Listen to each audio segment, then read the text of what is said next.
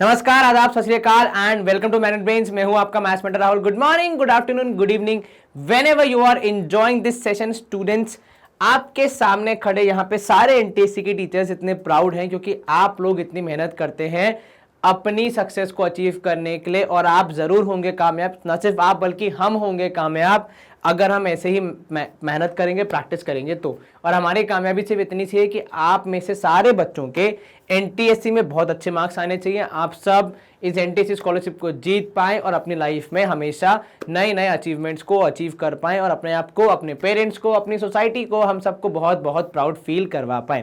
चलिए, तो इस जो हमारी जो ये पूरी यात्रा है, पूरी जो हमारी जर्नी है हमारे इस गोल को अचीव करने की, वो हम शुरू कर चुके हैं और हम आ चुके हैं अगले पड़ाव पे, जो कि है हमारा step number 5 of chapter algebra. तो हम सॉल्व कर रहे हैं यहाँ पे डीपीक्यू शीट 5 को, एलजेब्रा चैप्टर की।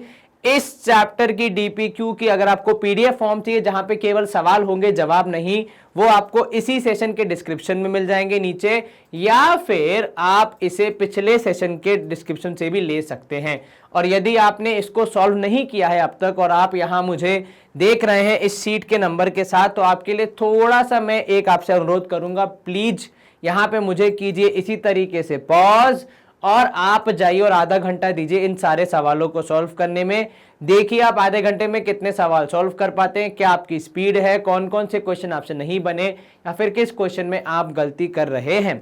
यहां पे हम करेंगे हमारे पूरे सेशन को स्टार्ट, जहां पे हम देखने वाले हैं डीपीक्यू शीट 5 के समाधान, क्योंकि समस्या देना तो बहुत आसान है पर समाधान में साथ देना बहुत जरूरी है। इसलिए हम लोग न सिर्फ शीट देते हैं बल्कि सॉल्यूशन भी आपको प्रोवाइड कराते हैं। क्वेश्चन नंबर 1 है ऑफ शीट 5, जो कह रहा है आपसे for what value of M, M की किस वैल्यू के लिए, एम की किस वैल्यू के लिए आपके रूट्स कैसे होंगे, roots of the equation, roots of the quadratic equation have real and equal roots. तो भाई यहां पे जो क्वाड्रेटिक इक्वेशन दी है आपको, उसके रूट्स रियल एंड इक्वल है। देखो क्वाड्रेटिक है, वो गलती से 4 हो गया, उसको 2 मान लें आप, ठीक है। तो ये जो क्वाड्रेटिक इक्वेशन है इसके रूट्स रियल एंड इक्वल होंगे। रियल एंड इक्वल रूट्स, ये रूट का नेचर होता है और ये डिटरमाइन होता है डी की वैल्यू, जैसे आप कहते हैं डिटर्मिनेंट, यदि मैं गलत नहीं हूं तो। यस सर डिटर्मिनेंट की वैल्यू डिपेंड करती है किस फॉर्मूले से आती है वो, सर वो आती है b² - 4ac से। अगर इसकी वैल्यू शून्य के बराबर हो जाती है, शून्य के बराबर हो जाती है, तब हम कहते हैं कि भैया ये जो d की वैल्यू है ये शून्य के बराबर है, मतलब इसके रूट्स कैसे होंगे, रियल एंड इक्वल। चलिए, तो यहां पे हम क्या करेंगे, हम b² - 4ac को सॉल्व करते हुए बताएंगे कि उसकी वैल्यू जो अननोन क्वांटिटी है m, वो कैसी होगी। तो भाई जो x² का कोएफिशिएंट होता है वो होता है a, जो x का कोएफिशिएंट होता है उसको कहते हैं हम b, और जो कांस्टेंट होता है उसे हम कहते हैं c। तो b हो जाएगा यहां पे m, उसका स्क्वायर करना है तो आपने लिखा m² माइनस किया आपने 4 इंटू किया a दैट इज 1, क्योंकि यहां पे है वो x² का कोएफिशिएंट, और c की जगह आप लिखेंगे 4 और ये हो जाएगा इक्वल टू 0। m² - 16 मिलेगा आपको यहां पे रिजल्ट के रूप में, that is equal to 0। m की वैल्यू हो जाएगी, m² हो जाएगा पहले 16 के बराबर, क्योंकि -16 जब साइड चेंज करेगा तो हो जाएगा +16 और m हो जाएगा √16 के बराबर। अब m की वैल्यू सर 4 आनी चाहिए। देखिए अब यहां पे आंसर अगर आपका 4 आ रहा है तो आप पार्शियली सही हैं, ठीक है। और मैं आपको उसके पीछे का लॉजिक समझाता हूं यहां पे, क्यों केवल 4 आंसर नहीं, उसके अलावा एक और आंसर आएगा। यहां पे आप ध्यान दें, मुझे एक बेसिक कॉन्सेप्ट बताएं जो आपने बचपन में सीखा है, मतलब कक्षा 8वीं में। 4 का स्क्वायर कितना, सर 16। -4 का स्क्वायर कितना, सर वो भी 16। अब जब आप स्क्वायर रूट ऑफ 16 निकाल रहे हैं, आपको कैसे पता चलेगा कि ये वाला 16 है या फिर ये वाला 16 है। सर दोनों है तो 16 के बराबर ही, तो हम तो ऐसे आइडेंटिफाई नहीं कर सकते। तो जब हम ये आइडेंटिफाई नहीं कर सकते कि इनमें से कौन सा 16 है, तो हम ये कैसे आइडेंटिफाई कर लेंगे कि इनमें से कौन सा 4 है। तो यहां +4 भी आंसर आ सकता है और -4 भी आंसर आ सकता है, दोनों होंगे नहीं, दोनों में से कोई एक होगा। तो आपका जवाब यहां पे होना चाहिए option C, that is -4 and 4। क्या आपको यह समझ में आया? आसान था प्रश्न जी सर। कहां पे व्यक्ति गलती कर सकता है? केवल लास्ट स्टेप में, और अगर जल्दबाजी में होगा तो ऑप्शन ए को मार्क करते हुए आगे बढ़ जाएगा, जो कि होगा गलत जवाब, क्योंकि वो इनकम्प्लीट आंसर है। यदि m की वैल्यू -4 होगी तब भी इस इक्वेशन के रूट्स रियल और इक्वल ही आएंगे। आप चाहें तो ट्राई कर सकते हैं। तो कुल मिला के यहां पे कहानी क्या बनी कि जल्दबाजी नहीं करनी है, पूरी तरीके सवाल को समझना, खासकर ये जो कॉन्सेप्ट है स्क्वायर रूट वाला, इसको हमेशा अप्लाई करते हुए अपना आंसर मार्क करना है। तो ऑप्शन सी -4 या 4 हमारा जवाब यहां पे आ रहा है। हम एक बार कंप्यूटर जी से और पूछ लेंगे, उनका जवाब भी आ रहा है सी। तो यहां पे हमें मिलेगा स्क्रीन क्लियर करने का क्लियर इंडिकेशन कि आप स्क्रीन क्लियर कीजिए और अगले प्रश्न की ओर आगे बढ़िए। चलिए प्रश्न क्रमांक 2, x² - a + b × x + ab = 0 है। क्या बोल रहा है आपसे कि x² - a + b × x + ab = 0 है। तो आपको बतानी है वैल्यू किसकी? x - a का होल स्क्वायर और x - b के होल स्क्वायर की। ठीक है, इन दोनों की वैल्यू आपको बतानी है कि what is the value of x - a whole square and x - b whole square. चलिए कैसे पता लगाएंगे? तो पहले जो हमें गिवन है वहीं से कुछ शुरू करते हैं। तो यहां पे आपको मिलेगा x² - a + bx + ab = 0। ये आपको दिया गया है। ठीक है, आपको चाहिए x - a का होल स्क्वायर और x - b का होल स्क्वायर। जरा उस पर ध्यान दो। ठीक है, यहां पे अभी हम आएंगे आगे इसको सॉल्व कैसे कर सकते हैं, पर अगर मैं वहां ध्यान दूं तो x - a का स्क्वायर हो जाएगा x²। ठीक है, प्लस चाहिए होगा आपको a², माइनस चाहिए होगा 2ax। क्या ये समझ में आया आपको? Yes sir. x + b का होल स्क्वायर यदि आपको चाहिए तो प्लस होगा x², प्लस हो जाएगा b² और साथ में होगा -2bx। इतना आपको चाहिए ही चाहिए होगा। ठीक है, थोड़ा अगर मैं इसको सिंप्लीफाई करूं तो ये हो जाएगा बेसिकली 2x²। ठीक है, कितना? 2x² -2x और -2bx को मैं साथ में लिख के रख रहा हूं यहां पे, -2ax -2bx, और लास्ट में लिख रहा हूं a² + b²। तो a² + b² = जो भी आएगा। ठीक है, वो हमें निकालना है। चलिए थोड़ा उसको अगर मैं सिंप्लीफाई करूं तो 2x² माइनस, यदि आप यहां पे 2x ले लेंगे अंदर बचेगा a + b, और हो जाएगा साथ में +a² + b²।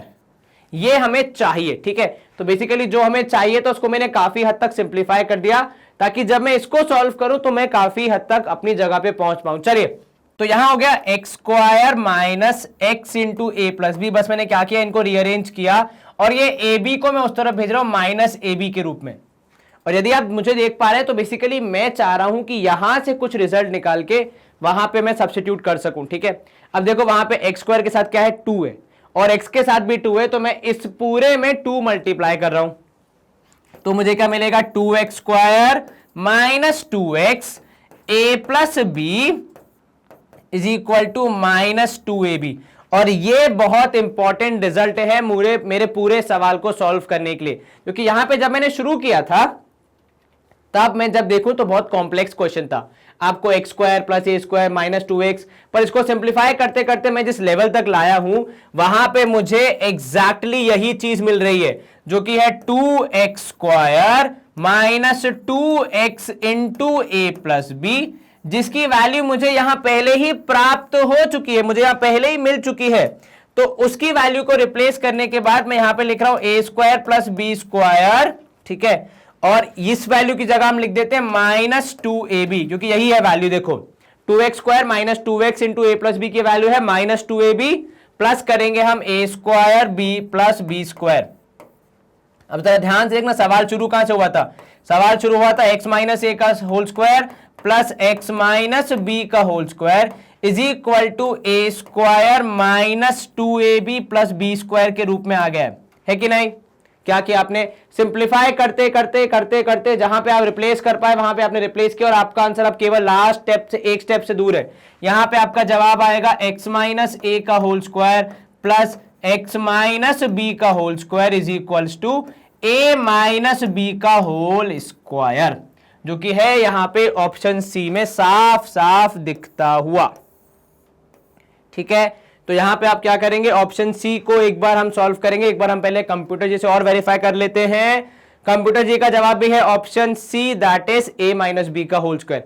यहां पे आपने अप्रोच देखा, अक्सर हम क्या करते हैं, पहले जो गिवन होता है उसको यूज करते हैं। देखो भाई, गणित का सबसे सुंदर पार्ट यही है कि हर सवाल को अलग अलग तरीके से अप्रोच किया जा सकता है। तो मैंने यहां पे क्या किया, मैंने यहां पे देखा कि भाई जो मेरा क्वेश्चन पार्ट है, जो गिवन पार्ट है, उसमें कुछ होने के चांसेस कम है, तो इसलिए मैंने पहले मेरा जो उत्तर पार्ट है जो मुझे चाहिए उसको सिंप्लीफाई करने का प्रयास किया, और उसको मैं जिस हद तक सिंप्लीफाई कर सकता था वहां तक किया। तो मैं यहां पे रुका, उसके बाद से मैं वापस आया मेरे गिवन पार्ट पे, उसको भी सिंप्लीफाई करने का प्रयास किया और देखा कि क्या यहां से मैं कुछ लेकर वहां पे दे सकता हूं। तो यहां पे जैसे ही मुझे ये वाला पार्ट दिखा, मेरे दिमाग चला कि भाई वहां पे भी 2x स्क्वायर चाहिए, यहां पे केवल x स्क्वायर है, मल्टीप्लाई कर दो 2 से, शायद कुछ वैल्यू वहां पे रिप्लेस होने लायक आ जाए। और वैसा ही हुआ, रिप्लेस हो गया और आपका सिंप्लीफाई वर्जन आया a माइनस बी का होल स्क्वायर। तो जैसा सवाल वैसा जवाब। कभी कभी केवल आपको गिवन पार्ट को सॉल्व करके आंसर मिल जाता है, कभी कभी दोनों को थोड़ा थोड़ा सॉल्व करके आप मध्य रात्रि में या मध्य वे में, मिड वे में आप पहुंच पाते हैं और अपने जवाब को सॉल्व कर पाते हैं। मध्य रात्रि में नहीं, दिन में भी पहुंच सकते हैं। चलिए यहां पे हम करेंगे स्क्रीन को क्लियर और मूव करेंगे प्रश्न क्रमांक 3 की ओर, जो क्या बोल रहा है हमसे कि आपको फैक्टराइज करना है 2x square plus Y square plus 8z square minus 2√2 xy plus 4√2 yz minus 8z।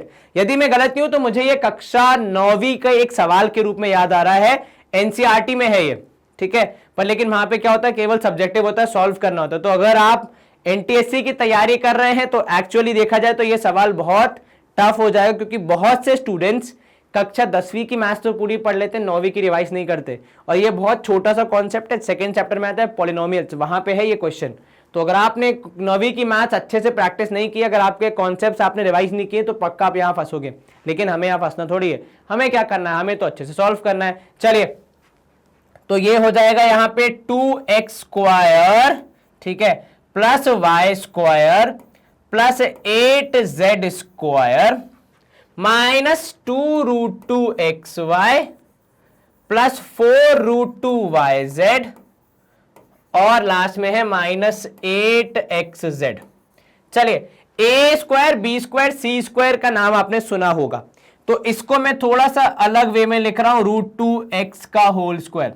और इस सवाल को सॉल्व करने में बहुत बड़ी मदद मेरे यहां पे ऑप्शंस भी कर रहे हैं। देखो सारे ऑप्शंस में रूट है, तो आएगा ही आएगा √2x का स्क्वायर प्लस y का स्क्वायर प्लस 2√2z का स्क्वायर, क्योंकि जब आप 2√2z का स्क्वायर करेंगे तभी आपको 8 की प्राप्ति होगी, तभी आपको 8 मिलेगा।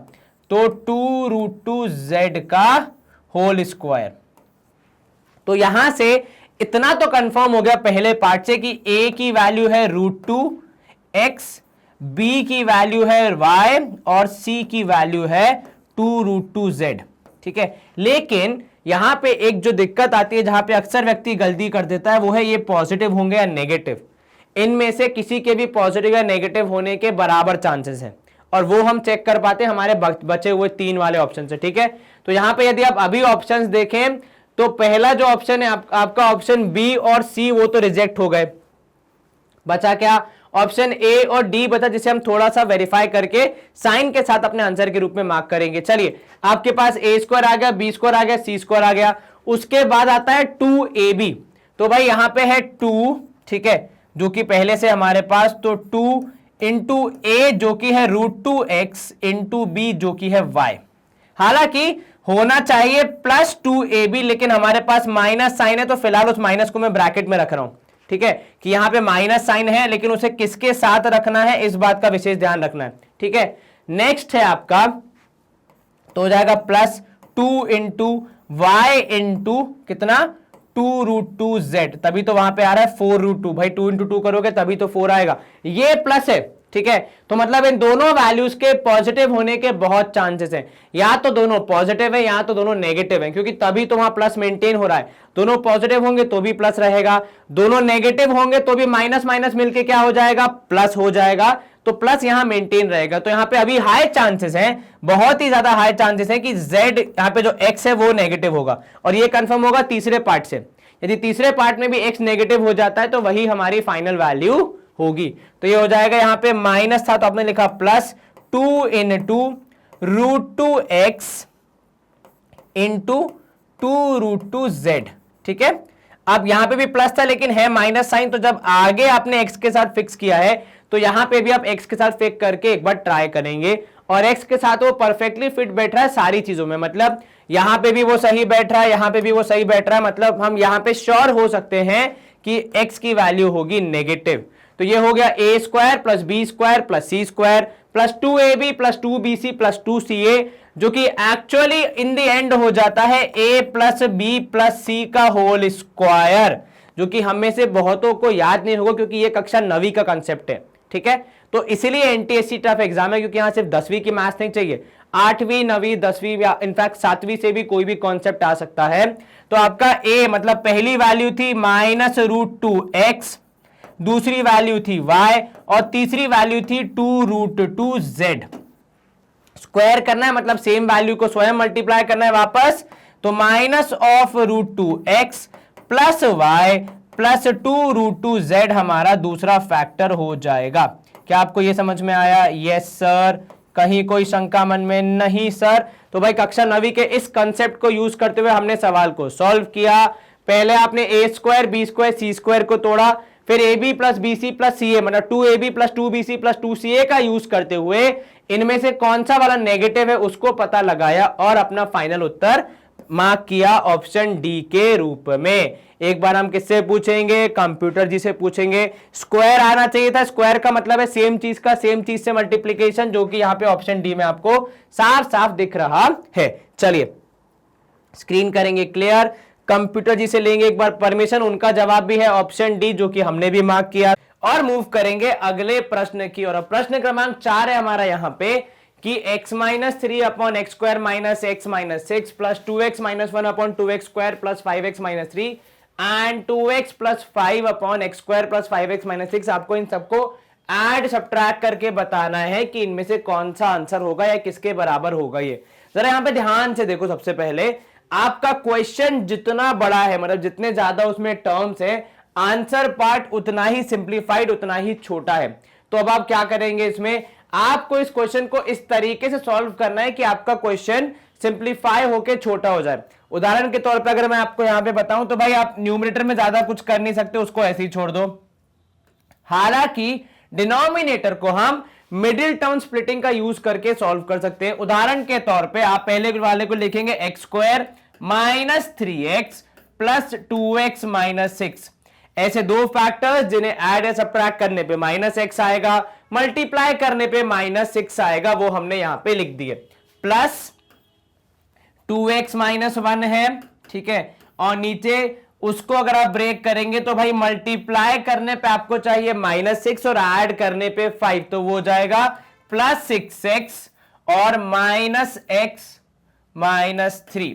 ठीक है, इनको जब आप सब्ट्रैक्ट करेंगे आपको मिलेगा 5x पॉजिटिव, मल्टीप्लाई करेंगे आपको मिलेगा -6 जो कि यहां पे चाहिए। लास्ट वाले में 2x प्लस 5 और इसको आप डिवाइड कर रहे हैं किससे? नीचे हो जाएगा भाई एक्स स्क्वायर, मल्टीप्लाई करने पे कितना चाहिए? मल्टीप्लाई करने पे 6 और ऐड या सब्ट्रैक्ट करने पे कितना चाहिए? ऐड या सब्ट्रैक्ट करने पे 5 चाहिए। तो x square plus 2x plus 3x plus 6 यहां पे हो जाएगा। ठीक है, क्या कोई शंका मन में? नहीं सर, आसान था ये वाला पार्ट। चलिए अब आप क्या करेंगे, कॉमन लेते जाएंगे और इसको दो फैक्टर के फॉर्म में कन्वर्ट करेंगे। तो x - 3 नीचे आपको मिला x इंटू एक्स - 3 प्लस 2 आपने कॉमन लिया तो यहां आया x - 3, इधर पे प्लस किया आपने तो 2x - 1 होल अपॉन, पहले लिया आपने 2x कॉमन तो आपको मिलेगा x प्लस 3, फिर आपने लिया -1 कॉमन तब भी आपको मिलेगा x plus 3 as your common factor, क्योंकि दोनों नेगेटिव थे, दोनों से आपने माइनस साइन ले लिया। यहां पे आगे आपके इसके पास 2x था 6x था, आपने 2x कॉमन ले लिया, एक्स स्क्वायर में से केवल x बचा, 6 में से केवल 3 बचा। ठीक है, माइनस इधर पे है 2x plus 5 whole divided by, यहां पे आपको मिलेगा x कॉमन तो x प्लस 2 +3 कॉमन, तो यहां पे भी x+2।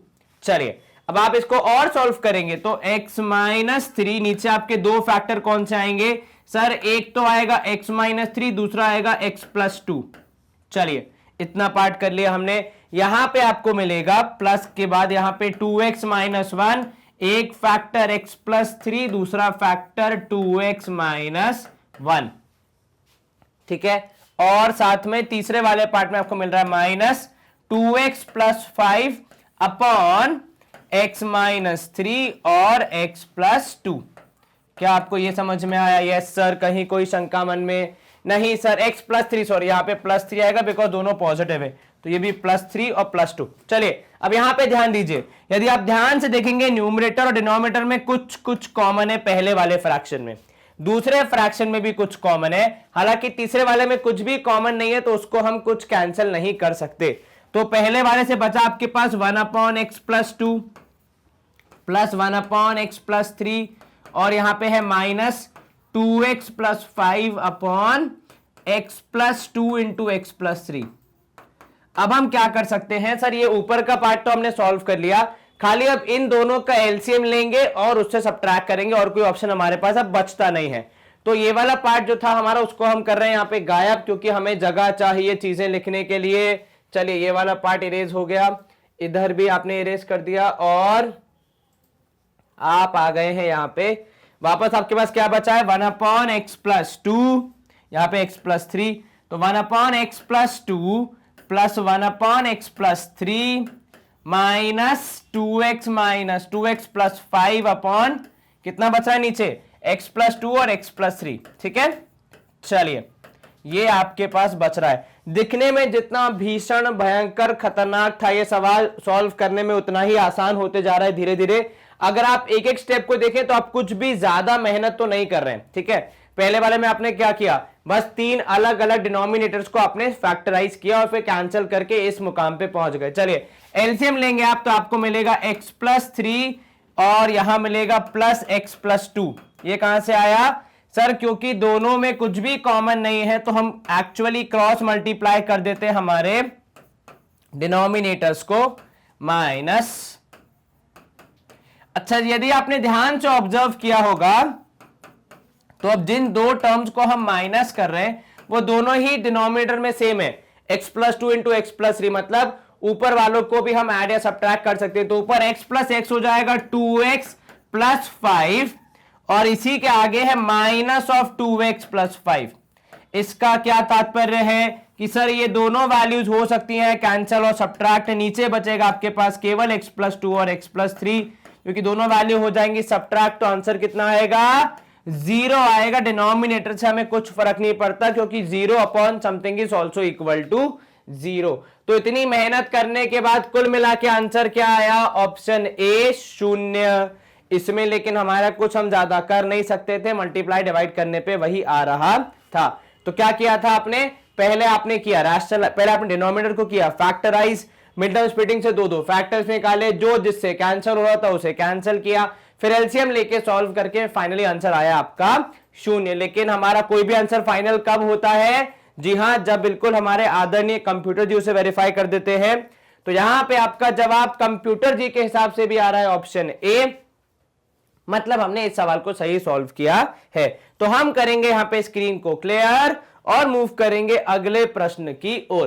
प्रश्न क्रमांक 5, यदि 9x² और 25y² इज इक्वल टू 181 है और xy की वैल्यू है -6, आपको बताना है 3x + 5y कितना होगा। अच्छा एक बात समझो, आपको जो गिवन है और जो निकालना है उसके बीच में कुछ कनेक्शन दिख रहा है क्या?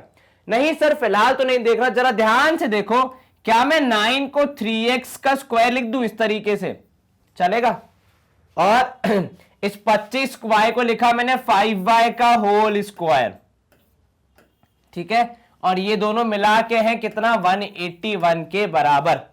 तो basically a² + b² is equal to 181। साथ में आपके पास xy की वैल्यू भी है।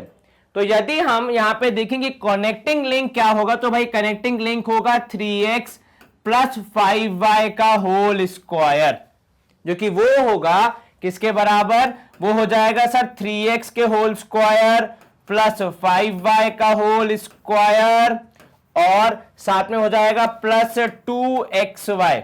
लेकिन यहां पे एक छोटा सा एरर, बिकॉज हमें क्या करना है भाई, x अकेला नहीं है, 3x है, तो 2 इंटू 3x इंटू 5y होगा। ठीक है, इस बात का विशेष ध्यान रखें भाई, 2a भी होता है, तो a की वैल्यू 3x है, b की वैल्यू 5y है।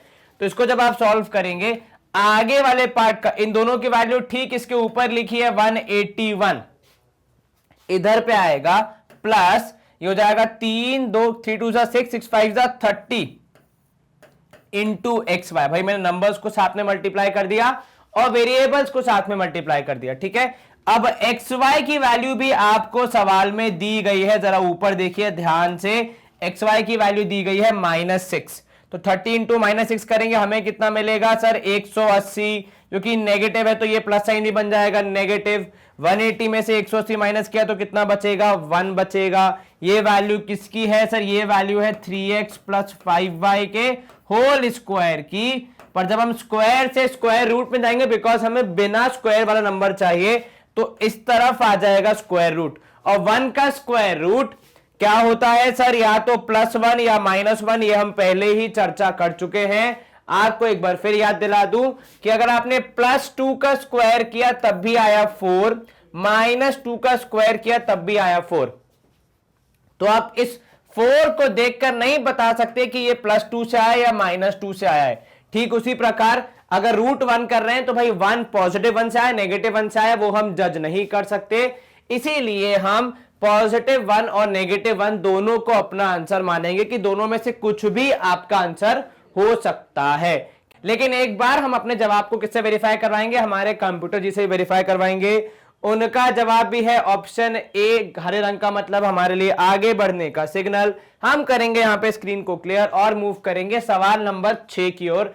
काफी अच्छा सवाल है ये, क्योंकि ये सवाल अप्रोच में थोड़ा सा अलग हो जाता है। कई बार इंसान क्या सोचता है कि यार सारे सवाल एक ही जैसे आएंगे, लेकिन यहां पे एक ऐसा सवाल जो कि आपको थोड़ा सा अलग अप्रोच देता है। सबसे पहले हम बात करेंगे यहां पे हमारा जो, जिसे हमें यहां पे सॉल्व करना है, क्योंकि जो गिवन पार्ट है उसको हम ज्यादा कुछ नहीं कर सकते। ठीक है, तो हम किस पे ध्यान देंगे, हमारे सॉल्विंग पार्ट पे। तो भाई पहला पार्ट है आपका 1/p, ठीक है, q है तो उसको 1/q लिख दूं, चलेगा, +1। ये मैंने क्या किया सर, आपने जो q की पावर -1 था उसको नीचे ला दिया। ठीक है, यहां पे आपके पास है 1/, यहां पे 1 + 1/q + 1/r। ठीक है, और यहां पे ये हो जाएगा 1/1 + r + 1/p। क्या ये बात ठीक है? अब यहां पे ध्यान देना, चलो अगर आप यहां पे एलसीएम लेते हैं आपको मिलेगा 1/, ठीक है, pq +1 + q, है ना, और जो नीचे q है वो ऊपर आ जाएगा, बिकॉज डिनोमिनेटर में होगा तो रेसिप्रोकल होके ऊपर आ जाएगा, उसको मैं ऊपर लिख दूं, कोई समस्या इस बात में नहीं सर। तो यहां पे मैं लिख दिया q/pq +1 + q, या फिर अगर मैं इसको और रीअरेंज करूं तो pq + q + 1।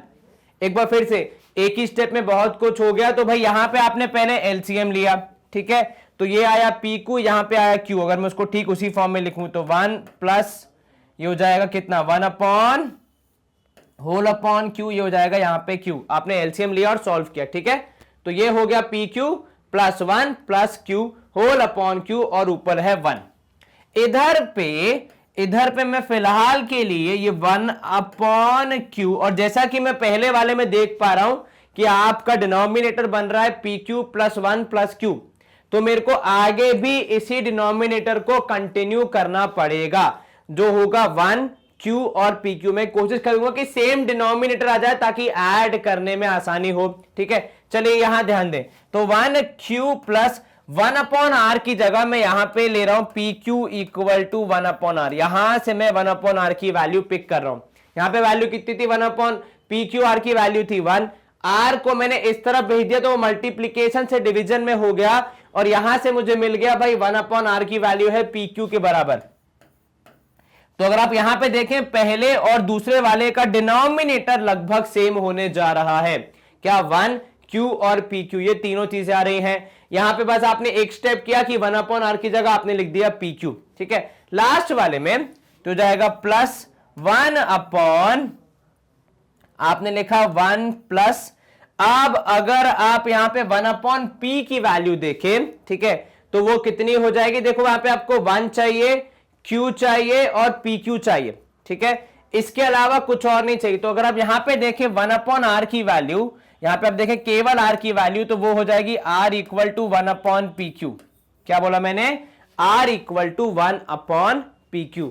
तो r की जगह लिख दिया मैंने 1/pq और ये है 1/p, ठीक है। तो पहले हम थोड़ा इसको सॉर्ट कर ले, फिर हम उस पे आएंगे। यहां पे जो q डिनोमिनेटर में वो ऊपर चले जाएगा, तो आपका पहला पार्ट बन जाएगा q/1 plus q plus pq। दूसरा पार्ट केवल 1 प्लस q प्लस pq। अब आते हैं तीसरे पार्ट पे। तीसरे पार्ट का जो एलसीएम होगा वो होगा pq। कहो हाँ या ना?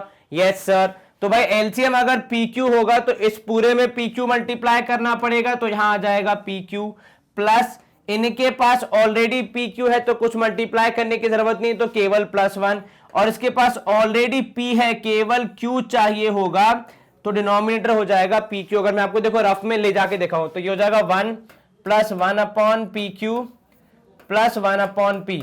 आपका डिनोमिनेटर होना चाहिए एलसीएम PQ, क्योंकि वो सबके पास होगा।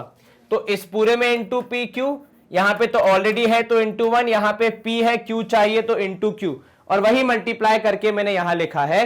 अब ये वाला जो डिनोमिनेटर है, क्योंकि फ्रैक्शन के नीचे फ्रैक्शन है, मतलब फ्रैक्शन को फ्रैक्शन से डिवाइड कर रहे हैं, तो नीचे वाले फ्रैक्शन का हो जाता है रेसिप्रोकल। तो एक्चुअली ये पार्ट चेंज होके कैसा हो जाएगा? ये डिनोमिनेटर है, ये नीचे की जगह चले जाएगा ऊपर। अब आप ध्यान से देखेंगे तो तीनों पार्ट का डिनोमिनेटर सेम है।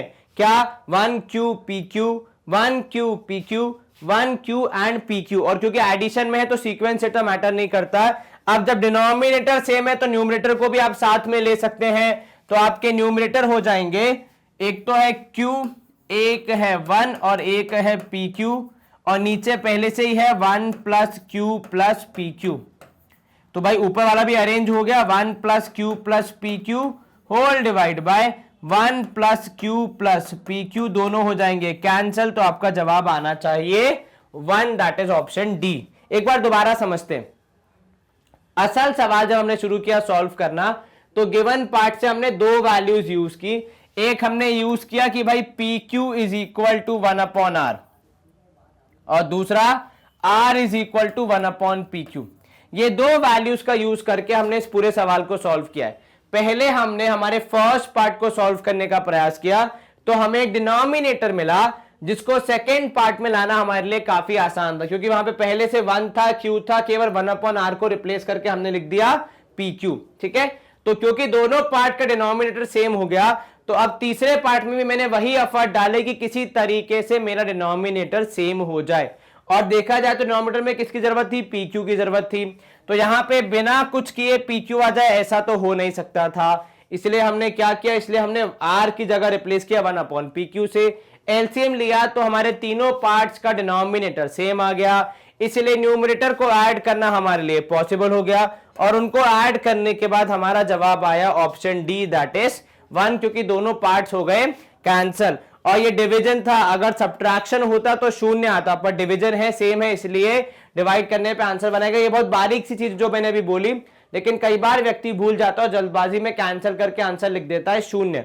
तो जल्दबाजी ना करें, आपकी सेहत के लिए बिल्कुल भी ठीक नहीं है। चलिए एक बार कंप्यूटर जी से और आंसर वेरीफाई करवा लेते हैं। उनका जवाब भी है ऑप्शन डी, तो मतलब हमने इस सवाल को सही अप्रोच किया था। अब प्रश्न क्रमांक 7 है हमारा यहाँ पे कि यदि a की पावर 1/2 प्लस b की पावर 1/2 माइनस c की पावर 1/2 इज इक्वल टू 0 है, तो आपको a प्लस बी माइनस सी का होल स्क्वायर बताना है। जितना आसान आप इस सवाल को सोच रहे हैं, असल में ये उतना ही आसान है, कुछ ज्यादा करने की जरूरत नहीं है। स्टार्ट कैसे करेंगे हम?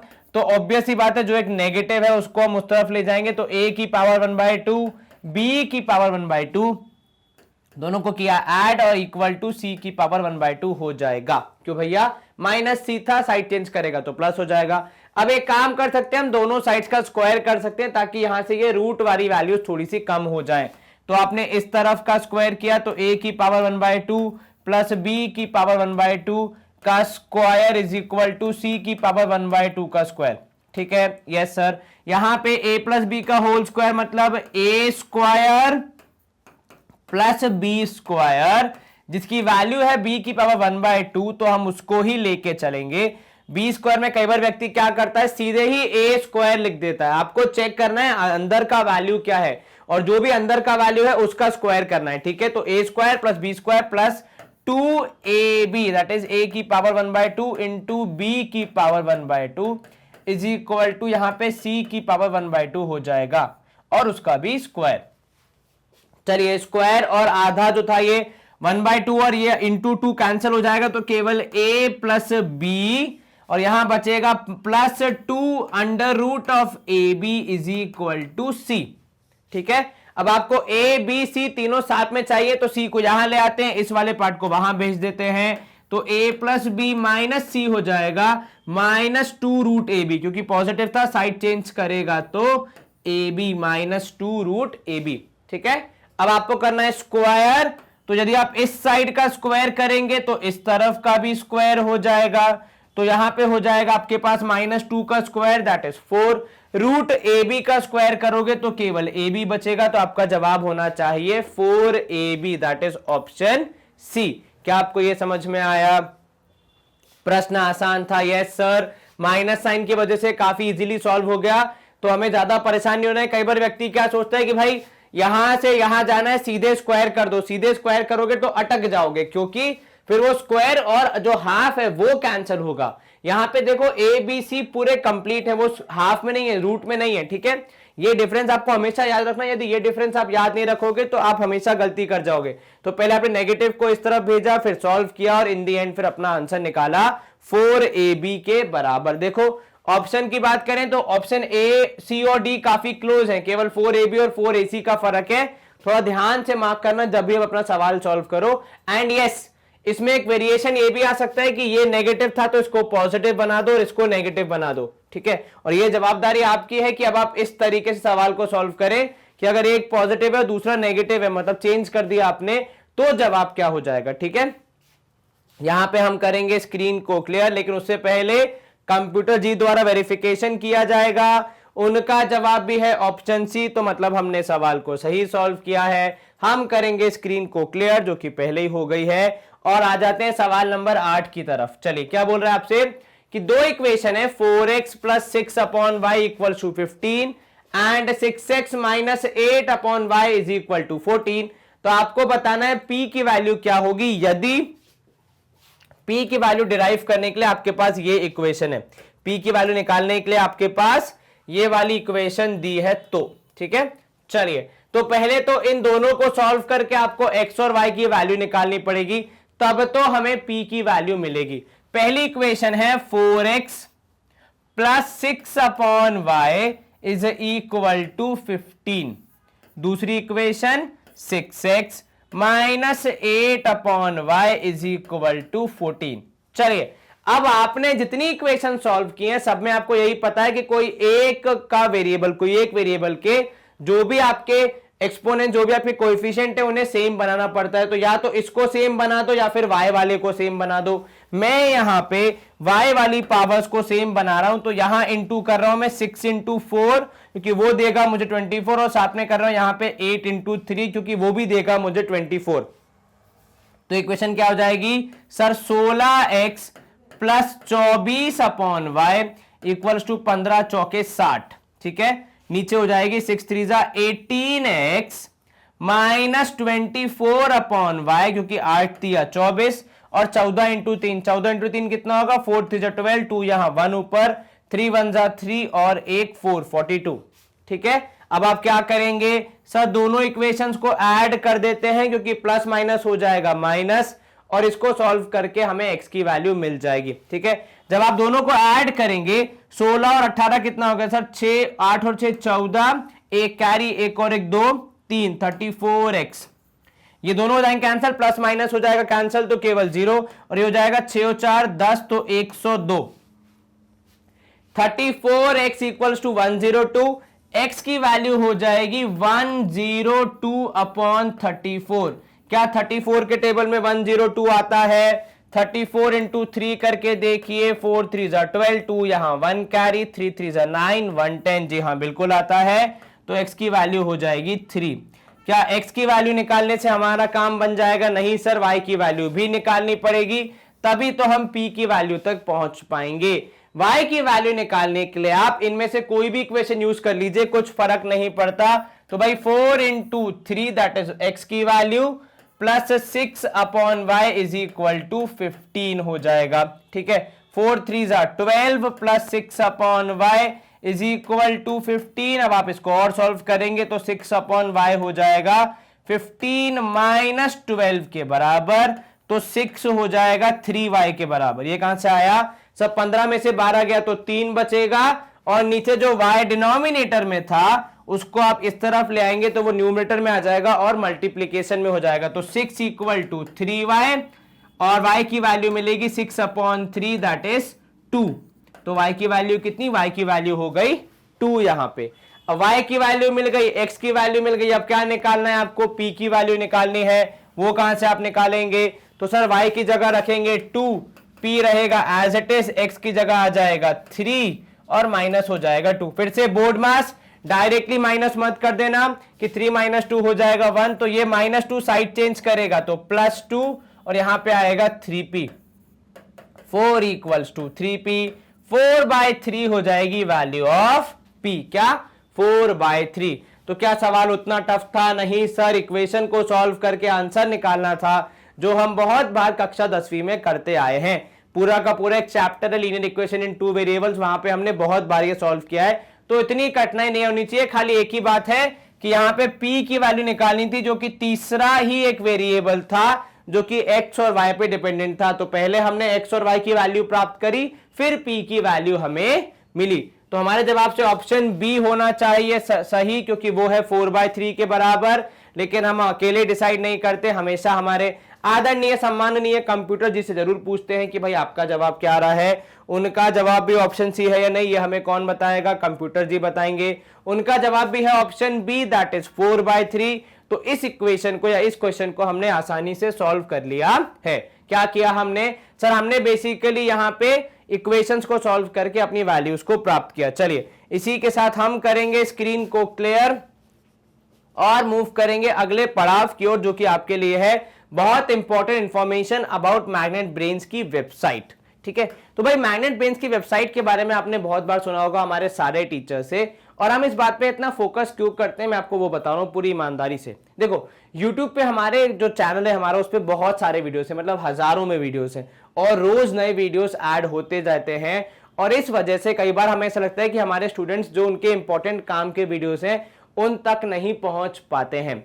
और ऐसा होता भी है, आपके बहुत बार हमें ईमेल्स आते हैं, मैसेजेस आते हैं, व्हाट्सएप आते हैं और कमेंट्स आते हैं कि हमें इस चैप्टर का ये सेशन नहीं मिला, या फिर इस चैप्टर का हमें से पूरा का पूरा प्लेलिस्ट ही नहीं मिल रही है, कृपया हमें प्रोवाइड करवा दीजिए। तो हमारे यहाँ पे जो टीम है वो आपको भरपूर प्रयास करते हैं कि आप सही स्थान पे पहुंच जाए, आपको सही लेक्चर्स मिल जाएं, लेकिन उसमें थोड़ा टाइम लग जाता है। ठीक है, और आप भी जब आपका पढ़ने का स्लॉट है, जब आपका पढ़ने का मन है, तब आप नहीं पढ़ पाते हैं। तो इसलिए अब हमने क्या किया है, हमने हमारी वेबसाइट को, इस काम को आसान बना दिया है। वेबसाइट पे हमारी वेबसाइट पे आइए, वहां पे आप जो चीज पढ़ना चाहते हैं उसके टैब पे क्लिक कीजिए।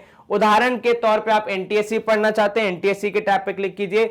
एनटीएससी के अंदर सारे सब्जेक्ट्स, सारे टीचर्स आपको एक ही प्लेटफॉर्म पे मिल जाते हैं। बस यहां पहुंच के आप वॉच नाउ के टैब पे क्लिक करेंगे, कुछ इस तरीके से आपको एनटीएससी संबंधित, जैसे फॉर एग्जांपल आपने मैथ्स देखा, मैथ्स में कौन सा चैप्टर पढ़ाया है, कितने लेक्चर्स हैं, क्या कॉन्सेप्ट पढ़ाया है, कितनी ड्यूरेशन है, हर एक चीज आपको एक ही जगह पे मिल जाती है इन प्रॉपर सीक्वेंस। तो आपका कोई भी सेशन यहां से गायब नहीं होता है। तो इस तरीके से आपका पूरा क्लासिफाइड डेटा आपको मिल जाता है, क्लासिफाइड सेशंस मिल जाते हैं, जिनको आप आसानी से पढ़ सकते हैं और अपनी तैयारी कर सकते हैं। फॉर एग्जांपल यहाँ पे 2 चैप्टर्स हैं, इसके आप नीचे देखेंगे आपको और चैप्टर्स मिल जाएंगे। अलजेब्रा चैप्टर जो हम अभी कवर कर रहे हैं उसके भी सारे सेशंस आपको यहाँ पे मिल जाएंगे। बस यहाँ पहुंचिए, वॉच नाउ के टैब पे क्लिक कीजिए, कुछ इस तरीके से आपको सेशंस मिल जाते हैं, हूबहू same teachers teaching, same quality content, same concepts, everything is same, सब कुछ सेम है। बस एक ही फर्क है, और वो फर्क अच्छा फर्क है, बुरा फर्क नहीं है। अच्छा फर्क ये है कि न कोई एडवर्टाइजमेंट है, न कोई डिस्ट्रैक्शन, न कोई नोटिफिकेशन, न कोई सजेशन, केवल और केवल आपका पूरा ध्यान यहाँ पढ़ाई पर रहेगा, फोकस होके एकाग्रचित होके अपनी पढ़ाई कर पाएंगे और हमेशा आगे सक्सेस को प्राप्त कर पाएंगे। And with this we come to the end of our session. इस सेशन में हमने क्या किया, तो बेसिकली हमने जो हमारी डीपीक्यू शीट 5 है उसे यहाँ पे खत्म करने का प्रयास किया। 8 सवाल ज्यादा नहीं थे, आपने इन सारे सवालों को अच्छे से समझ लिया होगा ऐसी हमारी आशा है, और आपकी एनटीएससी की स्टेज 1 की सैट की तैयारी अच्छी चल रही है, इसका हमें पूरा भरोसा है। एक छोटी सी रिक्वेस्ट और, वीडियो को लाइक, चैनल को सब्सक्राइब एंड इस वीडियो को शेयर जरूर करें, बिकॉज ज्ञान जितना आप बांटेंगे उतना हमेशा आपका भी ज्ञान बढ़ेगा, ज्ञान की वृद्धि होगी। अपना ख्याल रखें, अच्छे से पढ़ाई करें, stay home, stay safe, bye bye से take care, see you bye.